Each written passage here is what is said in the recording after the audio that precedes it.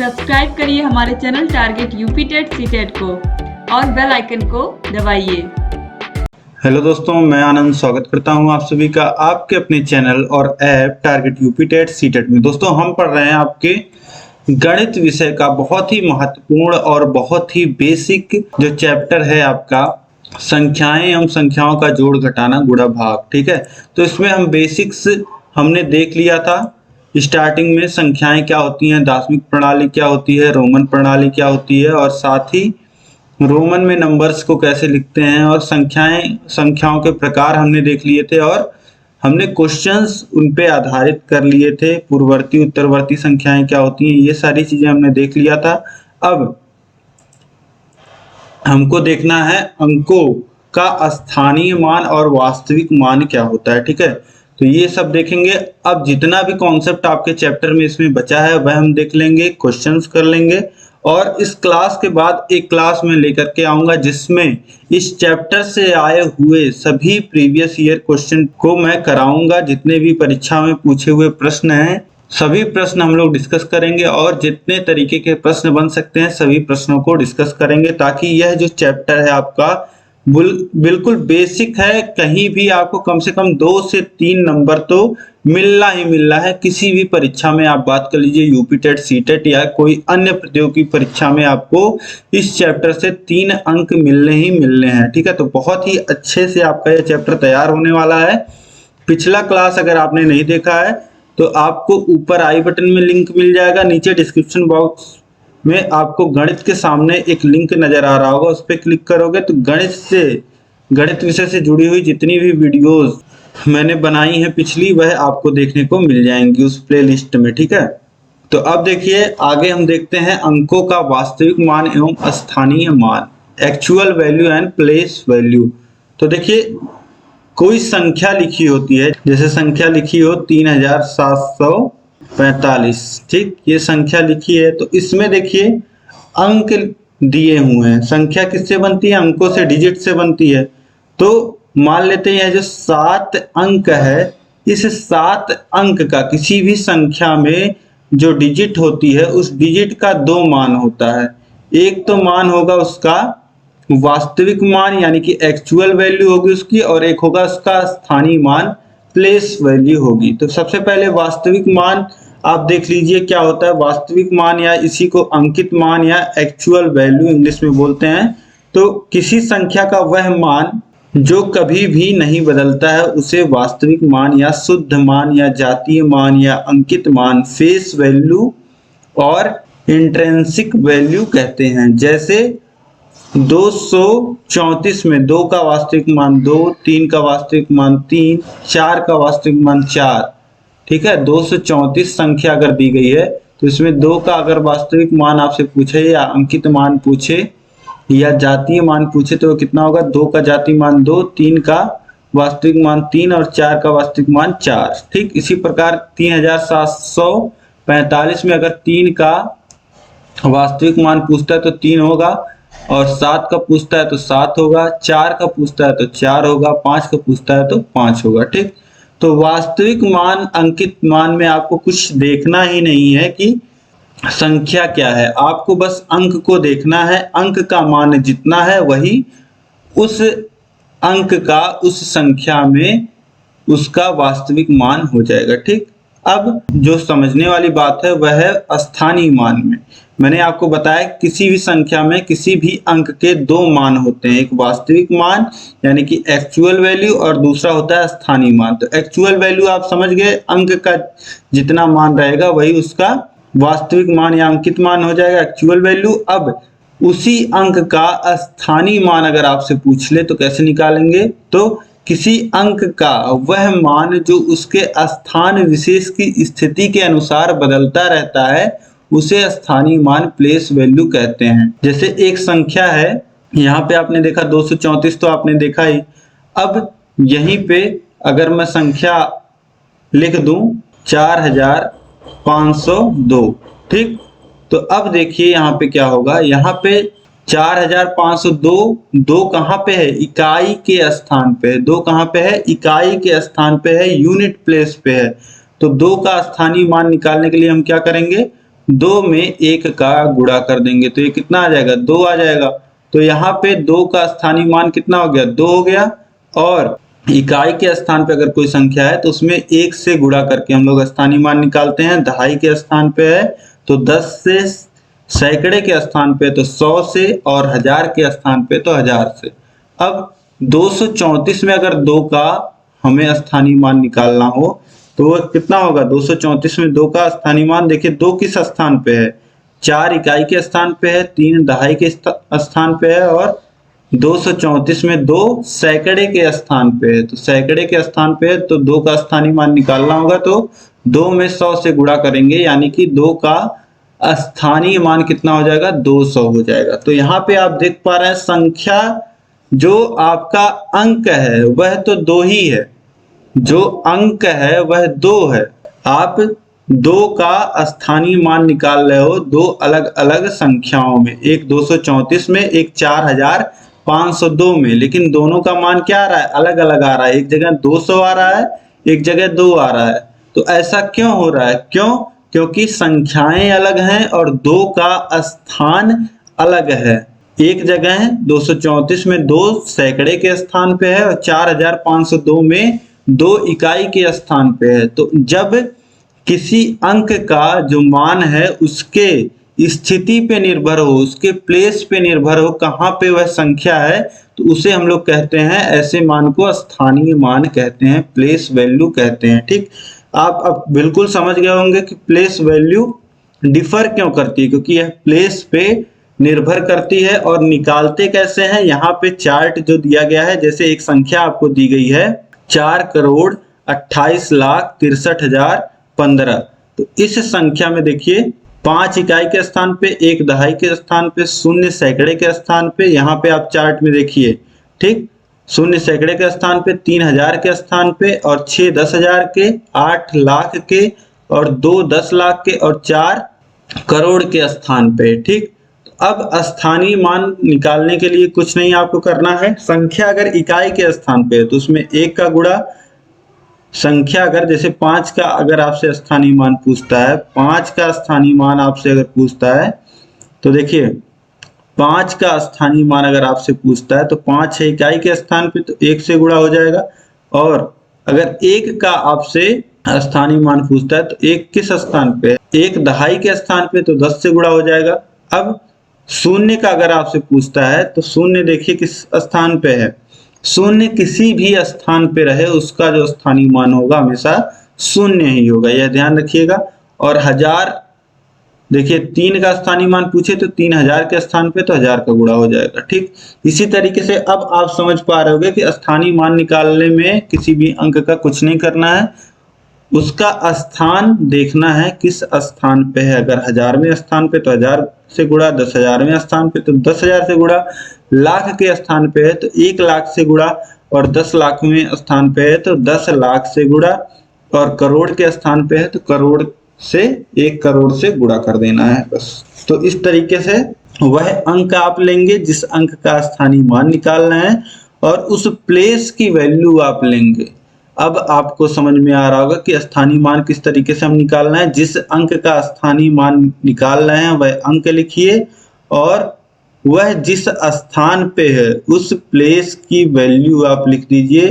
ठीक है, उस प्लेस की वैल्यू कितनी है, 1 है, 10 है, 100 है, 1000 है, 10,000 है, 1 लाख है, 10 लाख है, 1 करोड़ है, उतने से आप गुणा कर दीजिए और जो भी रिजल्ट मिले वही आपका उस अंक का स्थानीय मान हो जाएगा। ठीक, उपर्युक्त उदाहरण से स्पष्ट है कि किसी भी संख्या में किसी अंक का स्थानीय मान ज्ञात करने के लिए उस अंक को उसके स्थान के मान से गुणा किया जाता है। ठीक, तो बिल्कुल यह बात आप समझ गए हैं। अब प्रश्न देख लीजिए, संख्या 12,345 में 3 का स्थानीय मान तथा अंकित मान में अंतर, यह देखिए आया हुआ प्रश्न है, यह परीक्षा में पूछा हुआ प्रश्न है। देखिए 12,345। ठीक, अब देखिए 5 जो है वह इकाई के स्थान पे है, 4 जो है दहाई के स्थान पे है, 3 जो है वह सैकड़े के स्थान पे है, और इसके बाद 2000 के स्थान पे है, और यह 1 10,000 के स्थान पे है। तो 3 का स्थानीय मान और अंकित मान में अंतर। अब 3 का अंकित मान कितना होगा? 3 का अंकित मान कितना होगा? 3 का अंकित मान, अंकित मतलब कि एक्चुअल वैल्यू किसी की कितनी होती है, उसका जो मान होता है वही उसका एक्चुअल वैल्यू होता है। तो 3 का अंकित मान 3 हो जाएगा। और यहीं पे अगर आपसे देखिए स्थानीय मान भी बोल रहा है, तो स्थानीय मान कितना हो जाएगा? स्थानीय मान कितना हो जाएगा? वह अंक गुणे उस स्थान का वैल्यू, प्लेस वैल्यू। तो 3 है सैकड़े के स्थान पे, यानी कि 100 से गुणा कर देंगे तो ये हो जाएगा 300। अब देखिए स्थानीय मान और अंकित मान में अंतर। स्थानीय मान है 300, अंकित मान है 3।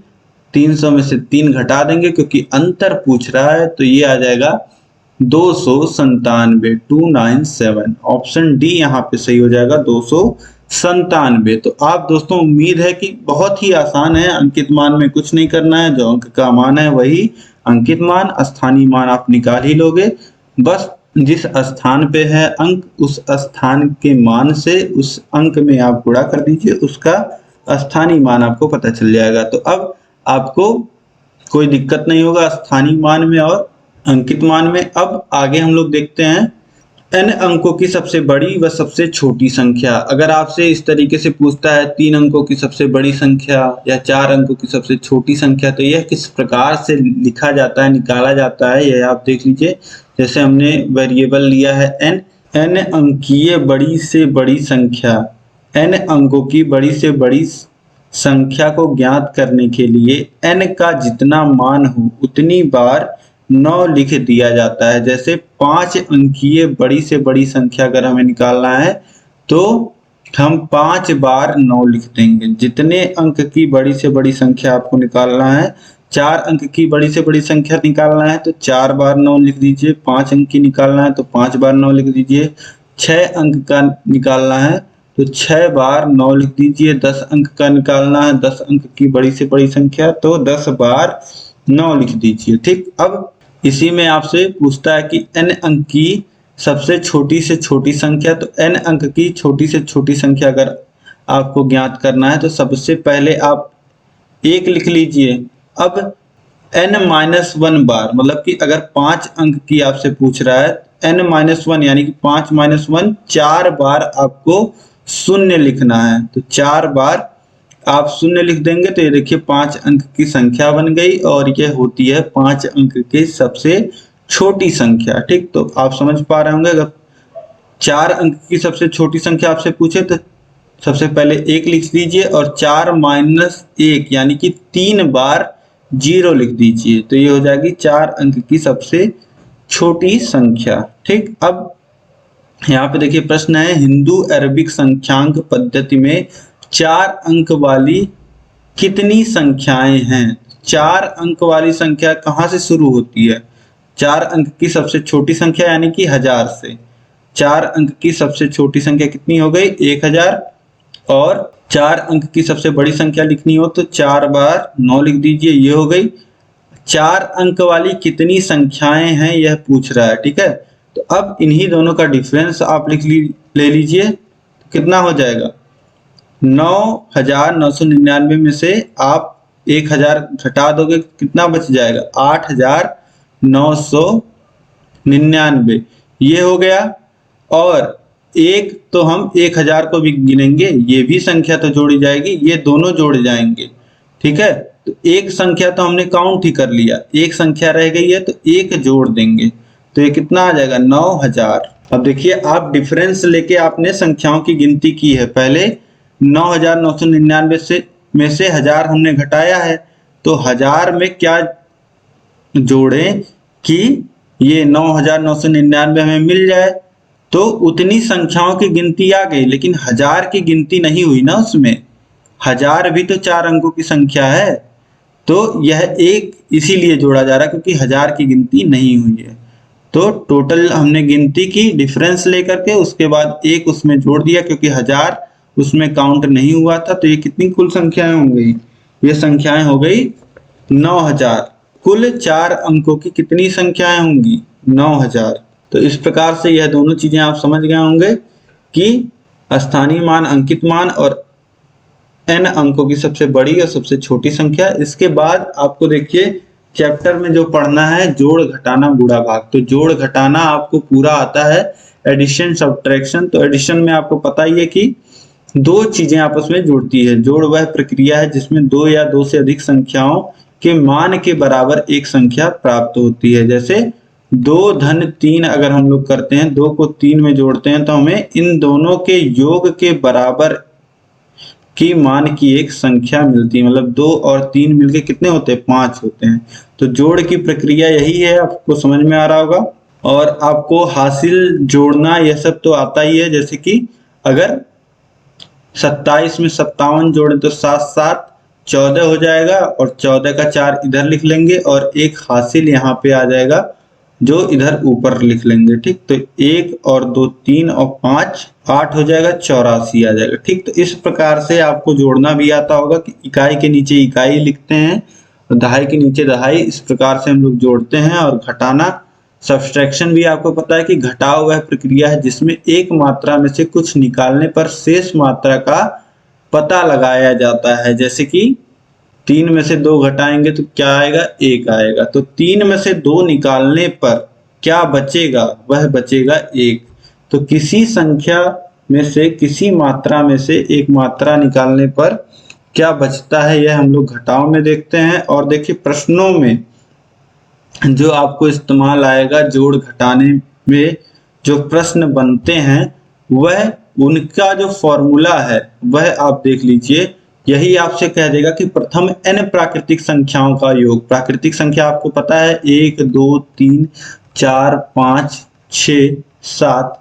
अभी यहीं पे आपसे बोलेगा प्रथम 50 प्राकृतिक संख्याओं का योग। तो आप बैठ के जोड़ोगे नहीं ना। तो फॉर्मूला हमारे पास है कि अगर आपसे प्रथम 50 n संख्याओं का पूछता है तो वहां पे क्या फॉर्मूला लगा देंगे? वहां पे फॉर्मूला लगा देंगे, वहां पे प्रथम 50 अगर पूछेगा तो यहाँ पे n की वैल्यू 50 हो जाएगी। और फॉर्मूला देखिए क्या है? n इंटू n प्लस 1, यानी कि 50 धन 50 और ब्रैकेट में 50 धन 1 बटे में 2। अब 2 से काटिए, 25 बार में कट गया। अब देखिए 50 1 51 और गुणे में है 25, तो कितना आ जाएगा? 25 एक 25 के 5 हाथ से लगा 2, 25 25 125 और 2 127। तो ये आ जाएगा 1275। ठीक, तो इस तरीके से आप प्रथम 50 प्राकृतिक संख्याओं का योग तुरंत निकाल लोगे आप। ठीक, तो इस तरीके से इस फॉर्मूले को आपको याद रखना है। इसी तरीके से अगर प्रथम n सम संख्याओं का योग आपसे पूछता है तो वह कितना होगा? n into n plus 1। ठीक, बटे में जो 2 है वो नहीं रहेगा, बस प्राकृतिक संख्या वाले में बटे में 2 रहता है और यहाँ पे देखिए बटे में 2 नहीं है। अब देखिए अगला जो फॉर्मूला है वह है प्रथम n विषम संख्याओं का योग। तो प्रथम n विषम संख्याओं का योग कितना होता है? n स्क्वायर, केवल n स्क्वायर। और प्रथम n प्राकृतिक संख्याओं के वर्गों का योग, यानी कि 1 का स्क्वायर धन 2 का स्क्वायर 3 का स्क्वायर प्लस n का स्क्वायर यहीं पे अगर लिखा हो तो क्या फॉर्मूला होगा? n इंटू n प्लस 1 और दूसरे ब्रैकेट में 2n प्लस 1/6। ठीक, तो यह फॉर्मूला लगेगा। यह सब आपके आसानी के लिए है। देखिए आपको कॉम्पिटिटिव एग्जाम देना है तो वहां पे आपको टाइम बचाना होता है, कम समय में ज्यादा से ज्यादा प्रश्नों को अटेम्प्ट करना होता है। तो वहां पे यह सारे फॉर्मूले आपको काम आएंगे। इसीलिए मैं आपको अभी से फॉर्मूले बताते हुए चल रहा हूं, और ताकि यह आप कहीं नोट डाउन कर लो और अलग से मैं प्रश्न आपको कराऊंगा तो यह फॉर्मूले यूज होंगे वहां पे। ध्यान रखिएगा इन फॉर्मूलों को। अब देखिए जोड़ घटाना आपने देख लिया और गुणा भाग भी हमको देखना है। तो गुणा मल्टीप्लिकेशन आपको पता है, गुणा मल्टीप्लिकेशन क्या होता है? किसी संख्या के बार बार जोड़ का पता लगाना गुणा कहलाता है। जैसे 4 को 3 बार अगर हम जोड़ रहे हैं तो कितना आता है? 12। 3 बार 4 कर दें, 3 का गुणा 4 में कर दें, 4 का गुणा 3 बार अगर 4 गुणे 3 यही हम कर दें तो यह भी कितना आता है? 12 आता है। तो 4 को चाहे 3 बार आप जोड़िए या फिर 4 का गुणा 3 में कर दीजिए, दोनों का ही मान कितना आएगा? 12 आएगा। ठीक है, तो यहाँ पे देखिए या ये गुणे का चिन्ह, गुणे का निशान है तथा 16 अगर है तो 16 क्या है, 16 4 का 4 बार जोड़ है, इस तरीके से आप समझ सकते हैं। या फिर 16 4 का 4 से गुणा है, 4 का 4 बार जोड़ या 4 का 4 गुणा है। ठीक, इस प्रकार से यहाँ पे देखिए 5 गुणे 4 क्या होता है, 20 में 5 क्या है, 5 है गुणे, 4 है गुणक जिससे गुणा हो रहा है, और 20 क्या है गुणनफल। तो इस प्रकार से यह फॉर्मूला बन जाता है, गुणे गुणे गुणक बराबर गुणनफल होता है। ठीक, तो गुणे तथा गुणक के स्थान परिवर्तन से गुणनफल पर कोई प्रभाव नहीं पड़ता है। अब देखिए 2 गुणे 3 करेंगे तो भी 6 आएगा, और 3 गुणे 2 करेंगे तो भी 6 आएगा। तो गुणे और गुणक के स्थान में परिवर्तन करने से गुणनफल पे कोई प्रभाव नहीं पड़ता है, यही यहाँ पे लिखा गया है। इसके बाद देखिए किसी संख्या का शून्य से गुणनफल शून्य रहता है। कोई भी संख्या 2 में शून्य से गुणा कर दीजिए, शून्य हो जाएगा। 5735 में शून्य से गुणा कर दीजिए, शून्य हो जाएगा। यानी कि छोटी से छोटी संख्या और बड़ी से बड़ी 1 लाख 1 करोड़ में भी शून्य से गुणा कर देंगे तो उसका मान क्या हो जाएगा, शून्य हो जाएगा। ठीक, इसी तरीके से किसी संख्या का 1 से गुणनफल वही संख्या होती है। किसी भी संख्या जैसे 7 में 1 का गुणा करेंगे 7 मिलेगा, 1000 में 1 का गुणा करेंगे 1000 मिलेगा, 10,000 में 1 का गुणा करेंगे तो 10,000 मिलेगा। 1 से गुणा करने पे संख्या के मान में कोई परिवर्तन नहीं होता है, हमें वही गुणनफल मिलता है, वही संख्या। ठीक, अब इसके बाद देखिए यदि गुणे एवं गुणांक के अंतिम स्थानों पर शून्य है तो पहले अंकों का गुणा करते हैं, तब गुणनफल में शून्य की संख्या के बराबर शून्य दाईं ओर लिख देते हैं। जैसे 50 गुणे 30 है, 50 गुणे 30 है, तो अब देखिए दोनों के अंत में शून्य आ रहा है, तो हम क्या करेंगे, पहले संख्याओं का गुणा कर लेंगे, 5 गुणे 3 कर लेंगे यानी कि 15 हो जाएगा। ठीक, और 15 के आगे हम लोग देखिए यहाँ कितने शून्य हमने छोड़े हैं, 1 शून्य यहाँ, 1 शून्य यहाँ, 1 शून्य 50 में, 1 शून्य 30 में, तो 2 शून्य लिख देंगे, यानी कि ये कितना हो जाएगा, 1500 हो जाएगी इसकी वैल्यू। यही यहाँ पे बताया गया है। ऐसे बीच वाला शून्य आप नहीं छोड़ सकते, जैसे 20,030 का गुणा मान लेते हैं 20 में हो रहा है, तो ये वाला शून्य नहीं छोड़ सकते। 203 का गुणा 2 में होगा, 203 का गुणा 2 में होगा, और 2 शून्य अलग से लिखे रहेंगे, जो 2 शून्य आपने छोड़े हैं। तो 203 का गुणा 2 में होगा तो ये हो जाएगा 406, और 2 शून्य आप लिख देंगे। इस तरीके से प्रोडक्ट आपको मिल जाएगा, गुणनफल आपको मिल जाएगा इस तरीके से। अब गुणनफल के नियम आप समझ गए। इसके बाद देखिए भाग, तो बार बार घटाने की प्रक्रिया भाग कहलाती है। भाग का अर्थ बराबर बराबर बांटना होता है। जैसे 15 में से 3 घटाएंगे तो 12, फिर 12 में से 3 घटाएंगे तो 9, 9 में से 3 घटाएंगे तो 6, 6 में से 3 घटाएंगे तो 3, 3 में से 3 घटाएंगे तो 0। अब देखिए 15 में से 3 को 5 बराबर भागों में बांटा जा सकता है। इसे भाग के रूप में भी इस तरह लिख सकते हैं, 15 भागा 3 बराबर 5, जहां यह जो चिन्ह है यह भाग का निशान है। अब देखिए इस तरीके से भी लिखा जा सकता है, 3 भागा 15 बराबर 5, और 5 बार में 15 जाएगा और यहाँ पे बच जाएगा 0। ठीक, तो अब यह घट के 0 बच जाएगा।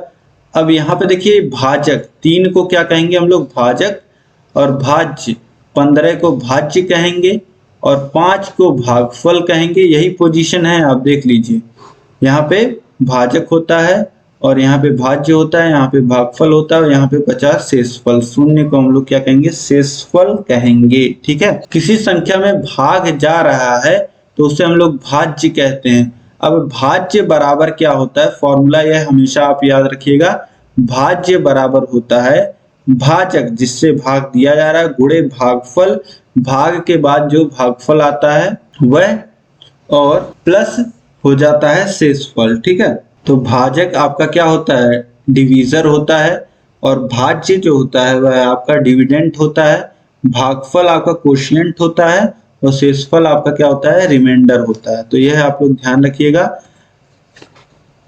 जो भाज्य है आपका, जो डिविडेंट है जिसमें भाग जा रहा है, उसका मान जो होता है वह बराबर होता है किसके, जो भाजक जिससे भाग दिया गया है, जो डिवीजर होता है, डिवीजर इनटू कोशिएंट जो भागफल आया है, और उसमें जो बचा हुआ शेष फल है जो रिमाइंडर है, उसकी वैल्यू को आप जोड़ दीजिए तो आपको भाज्य की वैल्यू मिल जाएगी। ठीक, तो यह फॉर्मूला आप लोग याद रखिएगा, बहुत ही आसान है याद करना, इतना आप समझ गए होंगे तो याद कर लेंगे।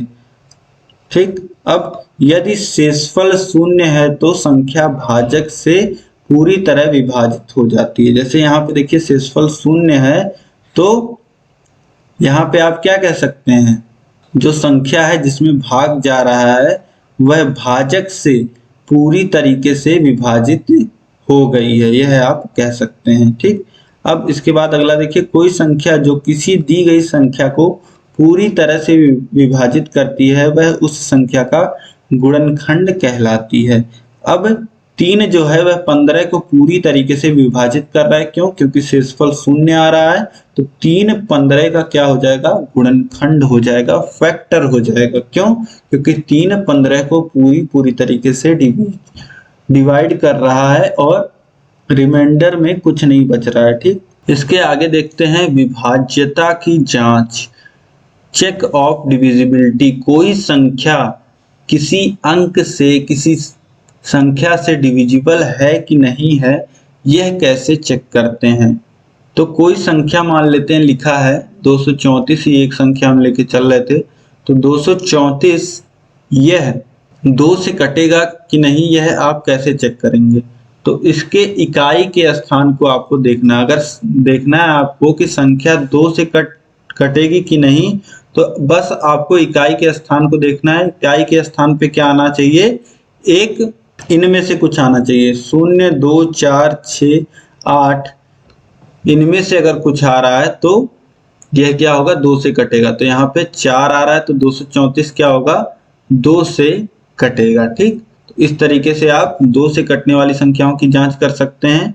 इसके बाद देखिए दूसरा है, यदि किसी दी गई संख्या के अंकों का योग 3 का गुणज है तो वह संख्या 3 से विभाज्य होगी। अब यही देखिए 234 को अगर हमें चेक करना है कि यह 3 से कटेगा कि नहीं, तो किस प्रकार से चेक होगा, यहाँ पे आपको दी गई संख्या के अंकों का योग कर लेना है। तो सभी संख्याओं का योग कर लेना है, 2 धन 3 धन 4, इनका योग कर लोगे आप तो कितना आ जाएगा, 2 धन 3 5 और 4 9 आ गया। अब यह 9 जो आया, यह आपको चेक करना है कि 3 का गुणज है क्या, यानी कि 3 का मल्टीपल है कि नहीं, मतलब कि 3 से कटता है कि नहीं। तो 3 त्रिका 9 होता है, यानी कि 3 से पूरा कट जा रहा है।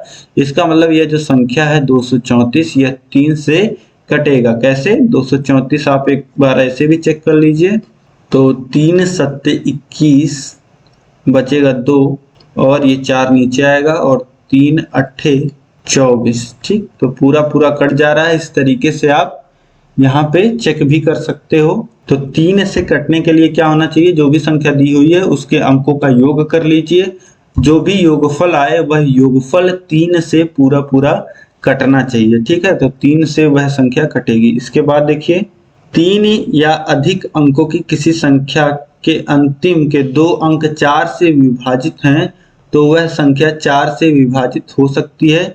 इसी प्रकार 4 या अधिक अंकों की बनी संख्या के अंतिम 3 अंक संख्या 8 से विभाजित हैं तो वह पूरी संख्या 8 से विभाजित हो सकती है। ठीक है, तो 4 से कोई संख्या विभाजित होगी या नहीं होगी, इसकी जांच कैसे करेंगे। तो वह संख्या अगर 3 अंक की है या उससे अधिक है तो उसके अंतिम के 2 अंक 4 से विभाजित होने चाहिए, उसके अंतिम के 2 अंक 4 से विभाजित होने चाहिए। अब 234 को ही अगर चेक करेंगे हम लोग, 234 को ही चेक करेंगे तो अंतिम के 2 अंकों का योग कितना आएगा, 7 आएगा, और 7 4 से पूरा कटेगा नहीं। तो 234 जो है वह 4 से नहीं कटेगा। इसी तरीके से अगर यहीं पे हम लोग संख्या ले लें 244, तो यह क्या होगा, देखिए अंतिम के दो अंकों का योग कितना हो जाएगा 8, और 8 क्या होता है 4 से कट जाता है 2 बार में, तो 244 जो संख्या होगी वह 4 से कटेगी। यह आप चेक भी कर सकते हैं। तो भाग दे करके अलग से आप चेक कर लीजिए। तो 4 से भाग दीजिए, देखिए 4 छक 24, ये 24 पूरा पूरा कटेगा, ये 4 नीचे आएगा और एक बार में ये 4 कट जाएगा, यानी कि 61 बार में यह पूरा पूरा कट जाएगा। ठीक है, तो 244 इस प्रकार से चेक हो सकता है। अब दोस्तों 4 से डिविजिबिलिटी आपने देख लिया। 8 से कोई संख्या डिविजिबल है या नहीं, 4 अंकों की या उससे बड़ी संख्या, यह देखने के लिए हम उसके लास्ट के 3 अंकों को जोड़ लेते हैं। ठीक है, और यह देखते हैं कि लास्ट के तीनों अंकों को जोड़ने के बाद जो संख्या हमें मिल रही है वह 8 से कट रही है या नहीं। अगर वह संख्या 8 से कटती है तो वह संख्या 8 से डिविजिबल हो सकती है। ठीक है, अब एग्जाम्पल से हम समझते हैं। देखिए जैसे एक 4 अंक की संख्या है 3458, लास्ट के 3 अंकों को जोड़ेंगे तो 4 और 5 9, 9 और 8 17, तो 17 है, तो यह संख्या जो है वह 8 से नहीं कटेगी। इसी प्रकार से अब देखिए एक संख्या है 7856, अब देखिए 78 56 में भी 8 5 13 और 6 19, तो यह भी जो होगा वह 8 से डिविजिबल नहीं होगा। ठीक, यह भी नहीं रहा। अब यहीं पे एक संख्या हम लोग देखते हैं 2224। अब देखिए लास्ट की 3 संख्याओं को जोड़िए तो कितना आएगा 8 आएगा, और 8 तो 8 से कटता ही है, यानी कि 2224 क्या होगा डिविजिबल होगा। ठीक है, तो आप लास्ट की 3 डिजिट को देख लीजिएगा और साथ ही लास्ट की डिजिट को देखिएगा, यह सम संख्या होनी चाहिए। ठीक है, ऐसा नहीं है कि तीनों डिजिट डिविजिबल है, लास्ट के 3 डिजिट का योग डिविजिबल है, तो वह संख्या एकदम श्योर ही हो सकती है। ठीक है, तो यह बिल्कुल 8 से विभाजिता का जो नियम है बिल्कुल श्योर शॉर्ट नहीं है, बस कहीं कहीं काम करता है। ठीक है, अब इसके बाद देखिए चौथा है जिन संख्याओं की इकाई का मान 0 व 5 होता है वे संख्याएं 5 से विभाजित होती हैं। तो 5 से विभाजित होने के लिए आपको कुछ नहीं देखना है। जैसे 250 लिखा है तो लास्ट में 0 है, यह 5 से विभाजित होगा। 255 लास्ट में 5 है तो 5 से विभाजित होगा। 4735 लिखा है, 5 है लास्ट में तो विभाजित होगा। यहीं 734 होता तो नहीं विभाजित होता। 5 या 0 आ जाए इकाई के स्थान पे तो वह संख्या 5 से डिविजिबल होती है। इसके बाद देखिए 6 से डिविजिबल होने के लिए आपको बस चेक करना है कि वह संख्या 2 से डिविजिबल हो और 3 से डिविजिबल हो। यह दोनों से अगर डिविजिबल है तो वह 6 से डिविजिबल होगी। और इसके बाद देखिए 7 से डिविजिबल होने के लिए क्या होता है, यदि कोई संख्या 7 से विभाजित है तो दी गई संख्याओं की इकाई संख्या यूनिट डिजिट का 2 गुना और बची हुई संख्याओं का अंतर 7 से भाग करने योग्य मल्टीपल होना चाहिए या तो वह 0 होना चाहिए। तो देखिए 7 से कब कोई संख्या कटेगी यह चेक करने के लिए जो भी संख्या आपको दी गई है उसका इकाई का मान आप दूना कर दीजिए। जैसे आपको संख्या अगर 805 दी गई है तो इकाई का स्थान पे क्या है 5 है, 5 को दूना कर दीजिए। 5 को दूना करेंगे कितना हो जाएगा 10, और बचा हुआ पार्ट क्या है संख्या का 80। इकाई को तो आपने कर दिया दूना और बचा हुआ दहाई और सैकड़े का जो पार्ट है उसको इस तरीके से बना दीजिए इकाई और दहाई, और उसमें से ये जो दूना किया हुआ मान है वह घटा दीजिए। कितना आ जाएगा 70। अब देखिए 70 7 से कटेगा कि नहीं, 7 से कटेगा बिल्कुल, 10 बार में कट जाएगा तो यह संख्या 7 से डिविजिबल हो जाएगी। ठीक है, तो 7 से डिविजिबल होने के लिए आपने क्या देखा, जो भी संख्या आप देख रहे हो चेक कर रहे हो इकाई के स्थान का दूना कर दीजिए और जो भी बचा हुआ पार्ट है उसमें से घटा लीजिए और जो अंतर ले लीजिए। अंतर लेने के बाद आप देखिए जो अंतर आ रहा है वह 7 से कट रहा है कि नहीं, तो वह संख्या 7 से कटेगी। इसके बाद देखिए 9 से, यदि कोई दी गई संख्या अंकों का योग 9 से विभाजित है तो वह संख्या 9 से विभाजित होगी। 9 से कटने के लिए कुछ नहीं, बस अंकों का योग जो होना चाहिए वह 9 से विभाजित होना चाहिए। जैसे संख्या है 414, तो यह 9 से विभाजित होगी या नहीं होगी, यह देखने के लिए आप इनका योग ले लीजिए अंकों का। तो 4 धन 1 5 और 5 और 4 कितना हो जाएगा 9। 9 आ गया, 9 9 से कटता है तो 414 क्या होगा 9 से कटेगा। इसके बाद देखिए 10 से कटने के लिए तो सबसे आसान है, लास्ट इकाई के स्थान पे अगर शून्य है तो वह संख्या 10 से कटती है। ठीक है, अब इसके बाद देखिए किसी संख्या को अगर आपको 11 से देखना है तो 11 से विभाज्यता की जांच करने के लिए संख्या दी गई है, उस संख्या के सम और विषम स्थानों पे जो अंक हैं उनका आपको जोड़ ले लेना है। जोड़ के बाद आपको उनका अंतर लेना है। अंतर या तो शून्य आए या जो अंतर आए वह 11 से विभाज्य हो तो वह संख्या 11 से विभाजित होती है।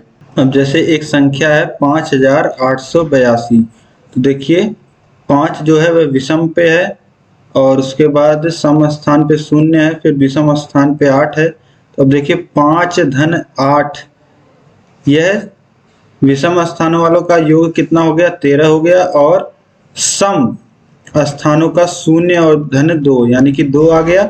अब दोनों का अंतर यानी कि 13 ऋण 2 कितना आ गया 11, तो 11 आ गया। इसका मतलब 11 11 से कटता है तो यह संख्या कितनी होगी 11 से कटने वाली होगी। ठीक, इस प्रकार से आप यह निकाल सकते हैं। ठीक है, तो सभी संख्याओं की विभाज्यता का जांच, कोई संख्या किसी संख्या से कटेगी, किसी अंक से कटेगी या नहीं कटेगी, यह आप देख लोगे, अब चेक कर लोगे। अब इसके बाद यहाँ पे एक फॉर्मूला है जो आपको याद रखना है, पहले ही मैंने आपको बता दिया है।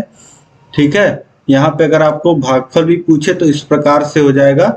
ये जो देखिए भागफल अगर आपसे पूछता है तो शेषफल इधर जुड़ रहा है, इधर घट जाएगा, और ये जो भाजक गुणे में है यहाँ बटे में आ जाएगा। ठीक, तो इस प्रकार से आप इस फॉर्मूले का यूज कर सकते हैं। अब इसके बाद देखिए हम प्रश्नों को सॉल्व करते हैं। बहुत ही तेजी से आसानी से हम लोग सभी प्रश्नों को सॉल्व कर लेंगे। देखिए पहला क्वेश्चन है, यहाँ पे एक संख्या दी गई है, 9 का आपका स्थानीय मान पूछ रहा है। तो 9 देखिए किस स्थान पे है, तो देखिए स्थानीय मान निकालने के लिए हमें वह अंक और उसमें उसके स्थान के वैल्यू का गुणा करना होता है। तो 5 देखिए इकाई के स्थान पे है, 7 दहाई पे है, और 6 सैकड़े पे है, और 0 हजार पे है, और 9 जो है वह 10,000 पे है। तो 9 में गुणा हो जाएगा 10,000 का, यानी 9 के आगे 4 शून्य, तो ऑप्शन डी जो हो जाएगा वह बिल्कुल सही हो जाएगा। 9 का जो स्थानीय मान प्लेस वैल्यू हो जाएगा वह कितना हो जाएगा 90,000। अब इसके बाद देखिए क्वेश्चन नंबर 2 है, इस संख्या में आपको 7 का स्थानीय मान और जातीय मान में अंतर निकालना है। तो 7 देखिए किस स्थान पे है, दहाई के स्थान पे है, तो 7 का स्थानीय मान कितना हो जाएगा 7 गुणे 10 यानी कि 70, और 7 का जातीय मान यानी कि इंडिविजुअल वैल्यू या एक्चुअल वैल्यू जिसे आप कह सकते हैं, तो कितना होगा 7 होगा। अब दोनों का अंतर कितना आ जाएगा 70 माइनस 7 यानी कि 63, तो 63, ऑप्शन डी सही हो जाएगा। इसके बाद देखिए क्वेश्चन नंबर 3 है, 5 अंकों की बड़ी से बड़ी संख्या तथा 6 अंकों की सबसे छोटी संख्या के बीच का अंतर होगा। 5 अंकों की बड़ी से बड़ी संख्या मैंने आपको बताया कैसे लिखना है, 5 बार आप 9 लिख दीजिए, ये हो जाएगा 5 अंकों की बड़ी से बड़ी संख्या। और 6 अंकों की छोटी से छोटी संख्या कैसे लिखना मैंने आपको बताया, 1 लिख लीजिए और 6 माइनस 1 बार 0 लिख दीजिए, यानी कि 5 बार आप 0 लिख दीजिए। यह कितने अंकों की संख्या बन गई 6 अंकों की, तो 6 अंकों की सबसे छोटी संख्या और 5 अंकों की सबसे बड़ी संख्या। तो 5 अंकों की सबसे बड़ी जो संख्या है वह है 99,999, और 6 अंकों की सबसे छोटी संख्या जो है वह है 1,00,000। दोनों के बीच का अंतर कितना है 1 का, तो ऑप्शन ए सही हो जाएगा यहाँ पे। इसके बाद देखिए संख्या 4 है, एक भाग के प्रश्न में भाज्य 3,945 है, भागफल तथा शेषफल क्रमशः 32 और 9 है, भाजक क्या होगा। तो यहाँ पे आपको देखिए मैंने फॉर्मूला बताया, भाजक आपको निकालना है, यही फॉर्मूला आप लगा दीजिए, ये जो फॉर्मूला है यही आप लगा दीजिए यहाँ पे। भाजक आपको निकालना है, तो भाजक निकालेंगे तो कुछ नहीं होगा, भाजक यहाँ बराबर किधर चला जाएगा और भागफल नीचे आ जाएगा, ठीक है। या तो सीधे सीधे आप फॉर्मूला लिख लीजिए, वह आपके लिए ज्यादा आसान होगा, ठीक है। तो देखिए भाज्य बराबर क्या होता है, भाज्य बराबर होता है भाजक गुणे भागफल, भाजक गुणे भागफल और धन शेष, ठीक। अब आपको क्या दिया गया है, भाज्य दिया गया है 3945, भाजक आपको निकालना है, मान लेते हैं x है, भागफल आपको दिया गया है 32 और शेषफल आपको कितना दिया गया है, 9 दिया गया है, ठीक। अब देखिए x की वैल्यू निकालेंगे जब, तो ये देखिए धन 9 उधर जाएगा, 3945 में से 9 घट जाएगा तो कितना बच जाएगा, 3936, और बटे में कितना आ जाएगा, 32 आ जाएगा। यहाँ गुणे में है तो इधर आएगा तो बटे में हो जाएगा, 32 से काट दीजिए तो एक बार में, और 7 बचा 736, तो 7 बच गया है और ये हो जाएगा 73। अब 32 दूनी 64 होता है तो 2 बार जाएगा और 73, यानी कि 9 बचा है और ये है 96। अब 32 त्रिक 96 तो 123, यानी कि x का मान कितना आ जाएगा, 23। भाजक कितना, 123 से भाग दिया गया था, ऑप्शन बी जो हो जाएगा यह सही हो जाएगा। इसके बाद देखिए क्वेश्चन नंबर 5 है, 78 स्टार 517 संख्या यदि 11 से पूर्णतः विभाजित हो तो स्टार के स्थान पे कौन सी संख्या होगी। देखिए यह विषम स्थान, ठीक है, उसके बाद सम स्थान, फिर विषम स्थान, फिर सम स्थान, फिर विषम स्थान, फिर सम स्थान। तो आप जोड़ लीजिए, स्टार की जगह आप मान लीजिए x है तो 7 धन x धन 1, ठीक। विषम संख्याओं को हमने जोड़ लिया और सम संख्याओं को अगर हम जोड़ेंगे तो ये देखिए 8 धन x आ गया। अब सम संख्याओं को जोड़ लीजिए तो 8 सम स्थान पे जो संख्याएं हैं 8 धन 5 धन 7, ये कितना हो जाएगा। अब देखिए 7 8 5 13 और 7 20, ठीक। अब दोनों का अंतर ले लीजिए तो अंतर कितना आ जाएगा, 20 में से हम लोग घटा लेंगे 8 माइनस x, ठीक। तो ये आ जाएगा देखिए 12 और माइनस x। अब 12 माइनस x बोल रहा है कि यह 11 से विभाजित होने वाली संख्या है, तो 12 में से कुछ घट रहा है और 11 से वह संख्या कट रही है, तो या तो वह 11, या तो x का मान 1 हो सकता है या फिर x का मान 12 ही हो सकता है, ठीक है। तो x एक अंक है तो संख्या के बराबर तो उसका मान होगा नहीं, तो x का मान कितना आएगा, x का मान 1 आएगा, ठीक है। तो यहाँ पे स्टार जहां दिया गया है वहां पे 1 आएगा, क्योंकि आपको पता है जो संख्या कटती है 11 से उसमें सम और विषम स्थान का जो अंतर होता है वह या तो 0 आता है या तो 11 से कटने वाली कोई संख्या होती है, ठीक है। तो यहाँ पे 11 ही हो सकता है, ठीक है। तो x का मान 1 होगा, यहाँ से निकल के आएगा, ठीक। तो यहाँ पे ऑप्शन बी जो हो जाएगा 1, यह बिल्कुल सही हो जाएगा। इसके बाद देखिए प्रश्न संख्या 6 है, वह कौन सी संख्या है जिसको अपने में ही 20 बार जोड़ने पर परिणाम 861 आए। अब मान लेते हैं x है और फिर x में ही x को 20 बार जोड़ा गया है, तो इसी को हम लोग कितना लिख सकते हैं, 20 गुणे x लिख सकते हैं, और यह बराबर कितना है 861 के। x में x को 20 बार जोड़ा गया है, किसी अंक में किसी संख्या में उसी संख्या को 20 बार जोड़ा गया है, तो यह कितना हो जाएगा 21x बराबर 861, या x बराबर कितना आ जाएगा 861 बटे 21। अब 21 से काटिए तो 4 और 1 41 बार में पूरा कट जाएगा, तो यहाँ पे संख्या कितनी आ जाएगी 41। 41 को 41 में 41 20 बार अगर और जोड़ दिया जाएगा परिणाम कितना आ जाएगा 861, ठीक। अब इसके बाद देखिए अंतिम प्रश्न है, और इस प्रश्न से पहले आप इस वीडियो को अधिक से अधिक अपने सभी दोस्तों में शेयर कर दीजिए, वीडियो को लाइक कर दीजिए और चैनल को अभी तक अगर आपने सब्सक्राइब नहीं किया है तो चैनल को सब्सक्राइब करके उसके बगल बेल आइकन होगा उस पर ऑल सेलेक्ट कर लीजिएगा। आपको दिख रहा होगा कि यह जो कंटेंट है बहुत ही मेहनत से मैं आपके लिए तैयार करके ला रहा हूँ। एक एक चीजें, एक एक पॉइंट जिन पे प्रश्न बन सकता है वह मैं यहाँ आपके लिए पीपीटी में इंक्लूड करता हूँ और उसके बाद आपके लिए यह लेक्चर तैयार करता हूँ। ठीक है, तो पूरे लेक्चर को तैयार करने में, आप तक लाने में बहुत मेहनत लग रही है और पूरे नए सिरे से 2 से 3 किताबों का रेफरेंस लेकर के मैं सारी चीजें आपको करा रहा हूं, तो बहुत ही अच्छे ढंग से आपकी तैयारी हो रही है। तो सभी अपने मित्रों को भी इसमें जोड़िए और अधिक से अधिक वीडियो को आप शेयर करिए, तभी मेरी मेहनत सफल होगी। ठीक है, तो अब देखिए लास्ट जो प्रश्न है, यदि 2 संख्याओं का योग 20 अंतर 8 है तो उन संख्याओं का वर्गों का अंतर होगा। 2 संख्याएं हैं, मान लेते हैं x और y हैं, इनका जो योग है यानी कि x प्लस वाई जो है वह कितना है, 20 है और बोल रहा है कि अंतर यानी कि x माइनस वाई कितना है, 8 है। ठीक, तो उन संख्याओं के वर्गों का अंतर हमें निकालना है। ठीक, तो यह सिंपल से फॉर्मूले पे हो सकता है या x और y का अलग अलग मान निकाल करके भी हम लोग कर सकते हैं, लेकिन वर्गों का अंतर यानी कि x square minus Y square आपसे पूछ रहा है, तो X square minus Y square आपको निकालना है। तो आपको पता होता है फॉर्मूला, आपको एक फॉर्मूला पता होता है, ए स्क्वायर माइनस बी स्क्वायर बराबर क्या होता है, एक ब्रैकेट में ए प्लस बी और दूसरे ब्रैकेट में ए माइनस बी। यही फॉर्मूला यहाँ पे लगा देंगे तो ये हो जाएगा।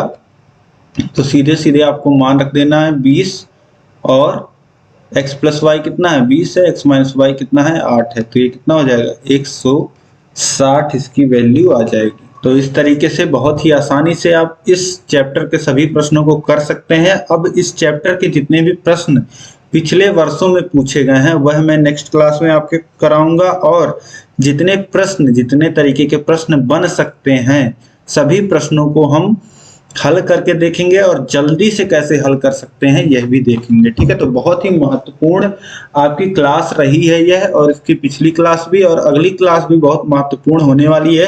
तो 3 क्लास में आपका जो पूरा नंबर सिस्टम है वह खत्म हो रहा है और अगली क्लास आपके प्रैक्टिस के लिए और यह जानने के लिए कैसे प्रश्न आपके परीक्षा में पूछे गए हैं बहुत ही महत्वपूर्ण है। तो नेक्स्ट क्लास भी अटेंड करिए और अधिक से अधिक वीडियो को शेयर करिए। आपके साथ में लगातार जुड़ा हूं, मेहनत कर रहा हूं, तो आपको भी थोड़ा सा एफर्ट दिखाना है, वीडियो को अधिक से अधिक शेयर करना है और अपनी प्रैक्टिस को अच्छा करना है। ठीक है, तो इस वीडियो में दोस्तों अंत तक बने रहने के लिए आप सभी लोग का बहुत बहुत धन्यवाद। जितना भी मैंने आपको वीडियो में बताया, उम्मीद है आपको सभी चीजें समझ में आई होंगी। कहीं भी आपको कोई भी दिक्कत लग रही है इस वीडियो में तो आप मुझे कमेंट करके बताइए। ठीक है, कहीं भी कोई भी समस्या आ रही है, कोई टॉपिक और अगर आपको लग रहा है कि कोई टॉपिक छूट रहा है या आपके जो भी विचार हैं आप हमें कमेंट करके बताइए, और कोई कुछ आपका सजेशन हो तो वह आप मुझे कमेंट करके बताइए। ठीक है, तो उम्मीद है आपको, और बाकी जो गणित की वीडियोस हैं नीचे डिस्क्रिप्शन में लिंक दिया गया है गणित का, वहां पे लिंक पे क्लिक करके आप सभी वीडियोस को देख सकते हैं। ठीक है, तो इस वीडियो में अंत तक बने रहने के लिए आप सभी लोग का बहुत बहुत धन्यवाद। जय हिंद।